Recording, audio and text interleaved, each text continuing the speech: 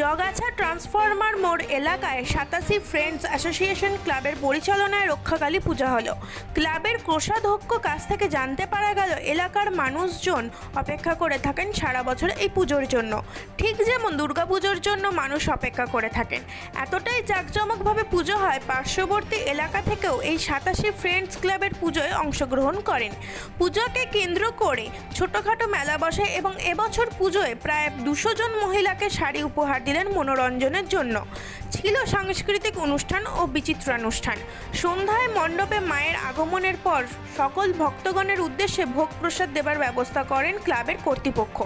এই পুজো ছোট থেকে বড় সকলেই মেতে উঠলেন আনন্দে।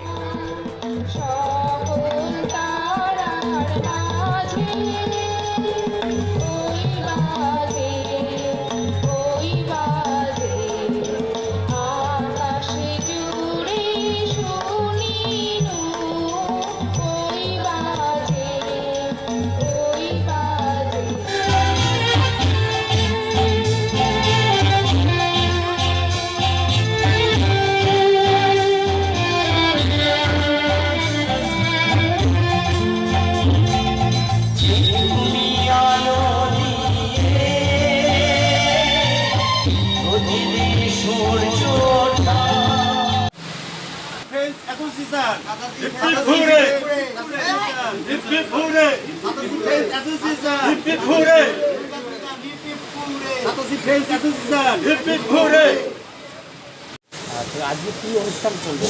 আজকে আমরা করলাম বস্ত্রদান, ঠিক আছে, প্লাস সাংস্কৃতিক অনুষ্ঠান, প্লাস মায়ের রক্ষাকালী। প্রত্যেক বছর করেন? হ্যাঁ, প্রত্যেক বছরই করি।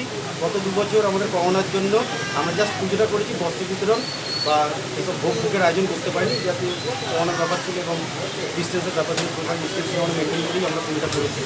কারা কারা উপস্থিত ছিলেন? বিশেষ অতিথি কেউ ছিলেন না, ঠিক আছে, কারণ ফুল টাইমে ডাকতে পারিনি আমরা।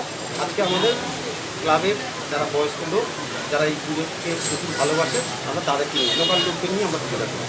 টোটাল গ্রামবাসীরা কি এই পুজো অংশগ্রহণ করেন? হ্যাঁ, টোটাল গ্রামবাসী এই পুজোটাকে ভালোবাসেন এবং মানে দুর্গা পুজো যেরকম হয় তারা এই পুজোটাকে সেইভাবেই মানে। তার জন্য কি লোক সমাগম হয় প্রচুর?